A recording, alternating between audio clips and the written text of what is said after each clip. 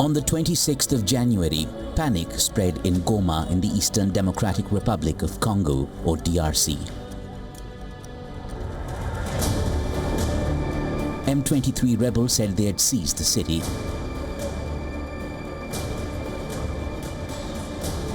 In recent weeks, rebels have gained ground in DRC's conflict-riven eastern borderlands and launched an assault on Goma, the capital of the North Kivu province.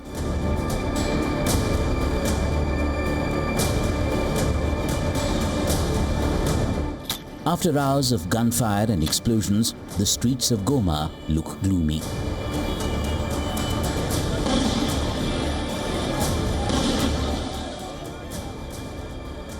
The lightning advance by the rebels has forced thousands of people to flee, fueling concerns of a regional war. In the DRC, the M23 rebel group have just claimed to have taken control of Goma, which is the capital of the eastern province of North Kivu in the DRC. This is a strategically important part of the country for the DRC. It is very important for trade, and it also sits right on the border of Rwanda. The M23 group that have seized control are actually associated with the Rwandan government themselves. This has not happened overnight. In fact, it's been well over a decade of direct fighting between the M23 and the Congolese forces. M23 is one of over 100 armed groups trying to get a foothold in mineral-rich eastern Congo along the border with Rwanda.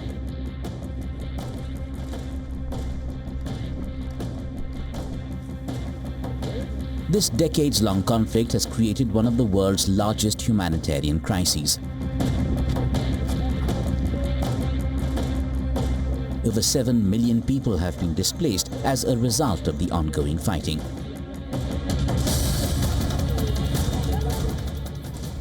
The Democratic Republic of Congo could have been one of the richest countries in the world, due to reserves of cobalt, gold, and other minerals.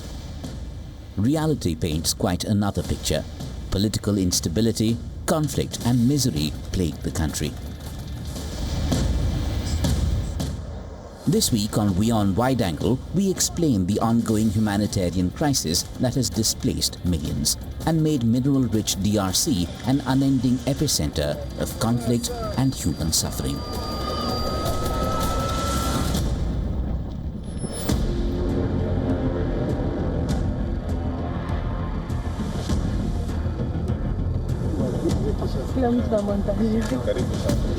The Congolese M23 rebel group has made significant territorial gains into Goma, the provincial capital, with a population of around 2 million. Goma is a vital trading and transport hub within reach of key mining towns. It supplies metals and minerals in high demand, such as gold, tin, and coltan. These minerals are key components of mobile phones and batteries for electric vehicles. The rebels say they now control the city, even as the Congolese government insists its troops still hold some key locations. On the 27th of January, a day after the claimed capture, artillery fire and gunshots echoed across the major hub in the DRC's mineral-rich east. Clashes killed at least 17 people and wounded nearly 370. Sadly, hospitals and health workers are in danger, too. We are hearing reports of health workers being shot at and patients, including babies, being caught in crossfire. WHO reminds everyone that attacks on healthcare violate the rules of war. Healthcare must be protected at all times. Of course, there's decades of violence in the region, but since 3 years, Goma has been under extreme pressure, whereby more than almost 1 million people are displaced within the city. And then since December, we really saw an escalation in the violence on several fronts coming to Goma. So what you can feel is a really tense situation where there's pressure from all sides, people fleeing. And if you can imagine that there was no proper structure, no houses, already all these displaced situations. The situation is extremely dire at the moment. Nilikuwa ninakimbia sana ninafika kule Kabingo. I was fleeing, and when I got to Kabingo, I was hit by M23 bullets. I was taken to Kabingo Hospital for first aid. From there, I was transferred to Lumbishi, where the bullets were extracted from my body. Then I was transferred to Numbi, where I spent 2 days. Finally, I was brought here to the ICRC's CBCA hospital. As the Congolese military fought to hold off M23 forces backed by the Rwandan army, thousands of people, including Congolese soldiers, fled Goma.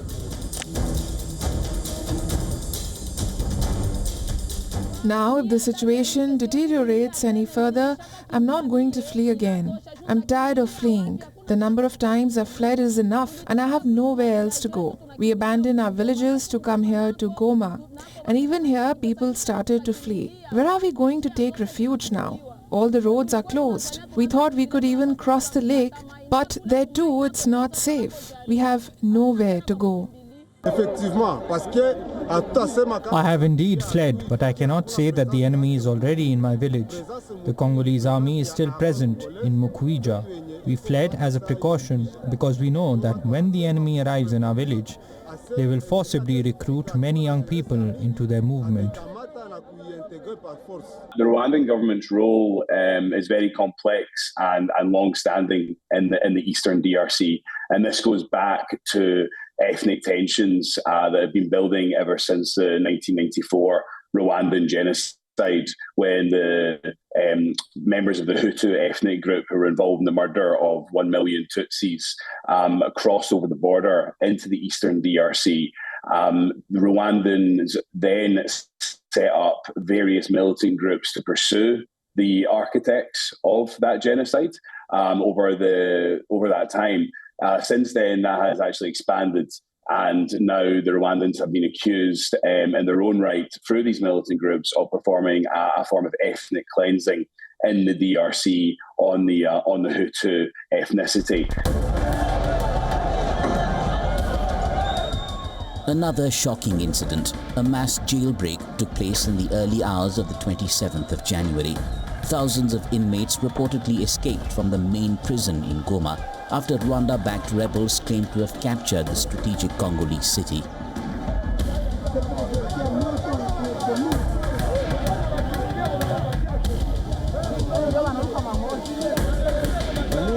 Take a look at these visuals.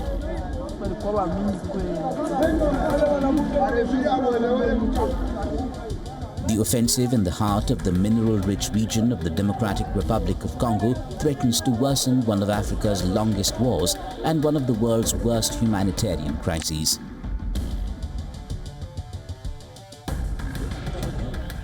So what's the fighting in DR Congo all about? Will DR Congo stay economically weak despite being a mineral-rich country? Let's dig deeper.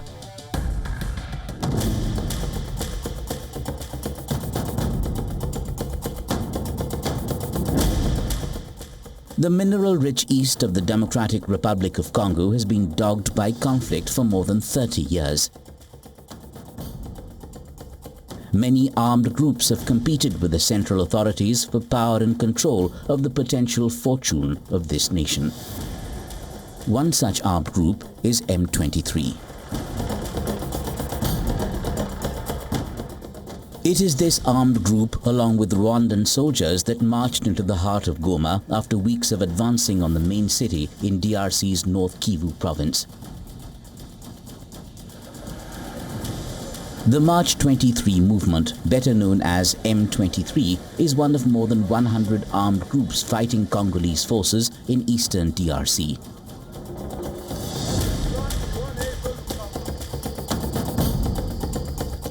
It has a strong presence in North Kivu province, in areas bordering Rwanda and Uganda, and has more than 8,000 fighters.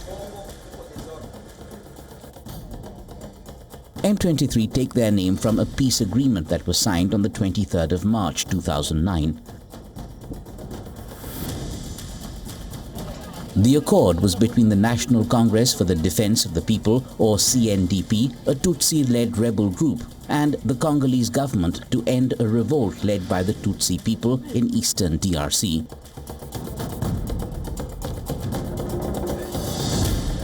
The Tutsi is an ethnic group whose members live in Rwanda and Burundi.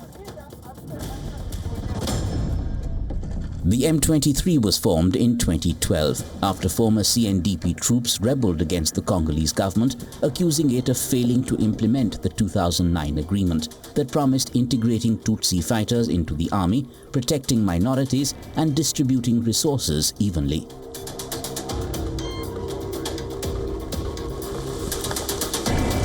Shortly after its creation in 2012, the militia made significant territorial gains in eastern DRC, including briefly seizing Goma before withdrawing 10 days later after an agreement brokered by the neighboring nations.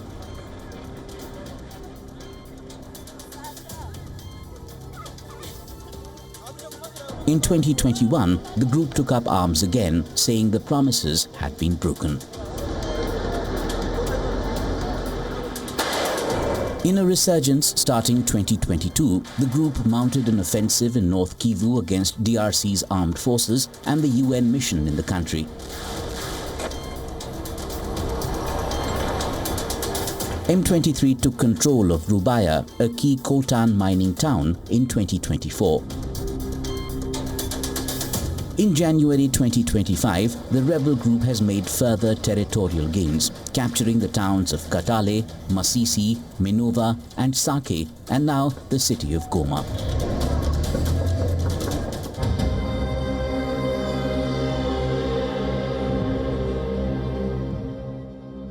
Rwanda has in the past consistently denied that it supported the M23. In 2012, the United Nations accused it of providing weapons, logistical support, and even commanding the rebels. In July 2024, a UN report said 3,000 to 4,000 Rwandan government forces operated with M23 in eastern DRC.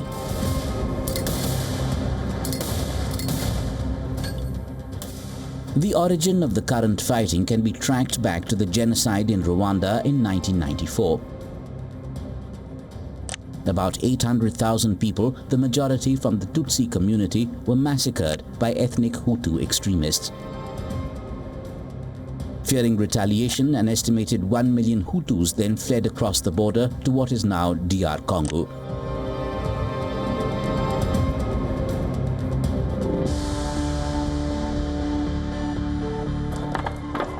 This stoked ethnic tensions as a marginalized Tutsi group in the east, the Banyamulenge, felt increasingly threatened. Rwanda's army has invaded DR Congo twice, saying it was going after some of those responsible for the genocide and worked with members of the Banyamulenge and other armed groups.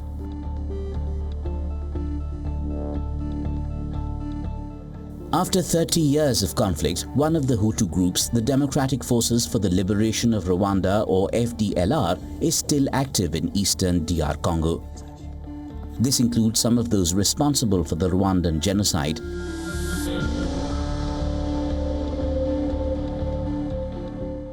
Rwanda accuses the Congolese authorities of working with the FDLR, claims that DR Congo has denied. Rwanda is reportedly accused of using the war as a way to profit from eastern DR Congo's mineral wealth.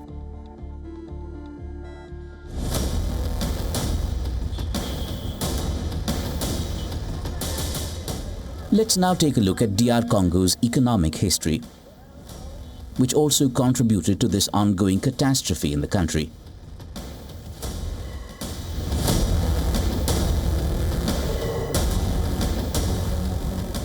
The economy of the Democratic Republic of Congo has been characterized by economic decline, conflict, and instability. DR Congo gained independence from Belgium in 1960. Its economy then was driven largely by mineral extraction,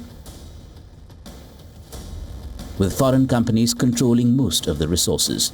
This system didn't benefit the Congolese people. In 1965, Mobutu Sese Seko, a Congolese politician and military officer, took control through a coup and became the president of Zaire, now known as the Democratic Republic of Congo.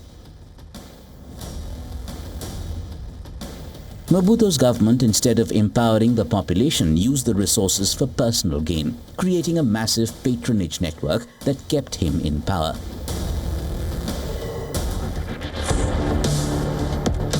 By the 1990s, the economy was in freefall.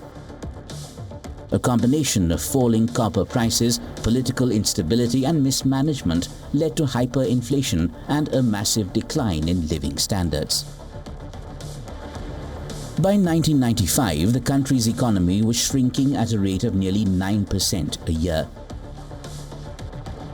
The national currency became insignificant. People were forced to rely on the black market just to survive.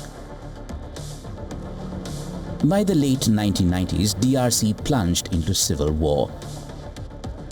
The civil conflict further worsened the economic failures.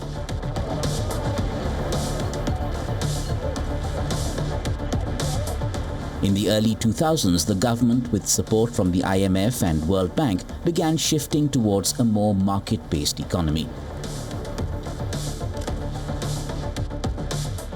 By 2002, there was a glimmer of hope, with the first positive GDP growth in years. The economy began to stabilize and grow after the civil war ended.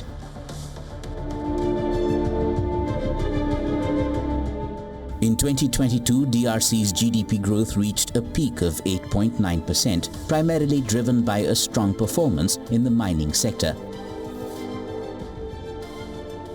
Agriculture remains the backbone of Congo's economy. The country produces a wide range of crops, from cassava and rice to coffee and beans. Yet DRC relies heavily on food imports, as its domestic production can't meet the demand of its population of over 75 million. DRC's economy has improved in recent years, but it remains one of the world's poorest. The disparity between the wealth of the DRC and the poverty of its people has been going since the colonial days, since the rule of King Leopold, and have continued ever since. While we've replaced Belgian colonial powers, now there are Chinese corporate groups, Western companies that own the majority of the mines which produce the enormous amount of mineral resources that the DRC have. So instead of what should be a very, very rich country, the people of the DRC are believed to actually receive less than a quarter of the profits of their own resources. Instead, you have what is a modern day colonial structure where international corporations are exploiting the DRC for their vast mineral wealth, and the people of the country are being rewarded with slave-like conditions to be able to work in those mines.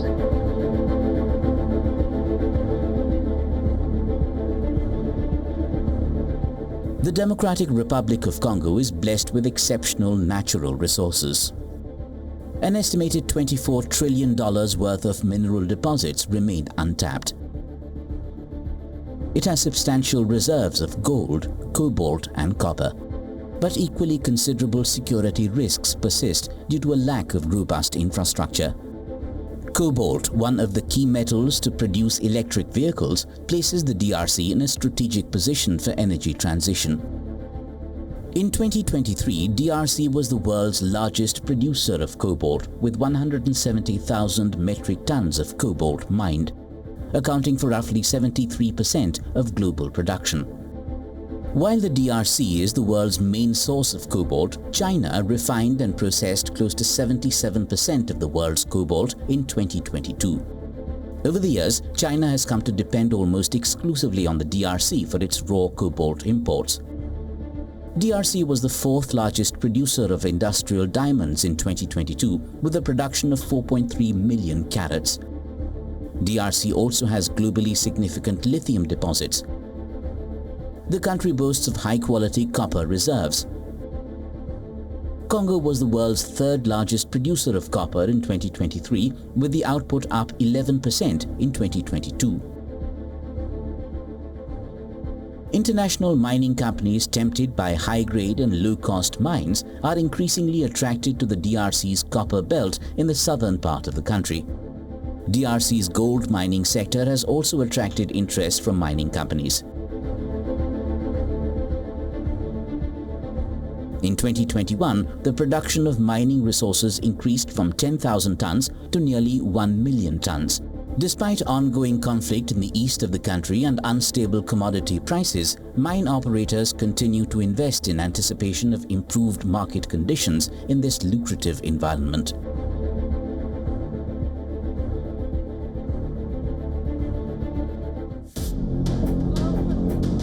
Democratic Republic of Congo is not the only country embroiled in conflict. Across the continent, several countries are experiencing civil war-like situations, including Sudan, Mali, Burkina Faso, Mozambique, and parts of the Sahel region. The number of Africans forcibly displaced by conflict and repressive regimes has risen considerably over the past few years. According to the Africa Center for Strategic Studies, the number of African refugees, internally displaced persons and asylum seekers grew by 14% from 2023 to 2024. With the current crisis in the Democratic Republic of Congo, there is a further spike in displaced people. The Democratic Republic of Congo is one of the world's richest countries in terms of natural resources. Neighboring countries like Rwanda and Uganda, as well as global powers such as China and the United States, have financial interests in Congolese mines. As the world increasingly relies on DRC's metals and rare earth minerals to produce electronics, the stakes have gone up tremendously.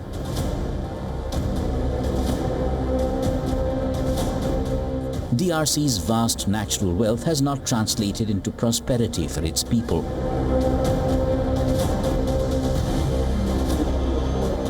The Democratic Republic of Congo remains one of the poorest countries in the world. How much longer will it be mired in conflict and tormented by its own natural wealth?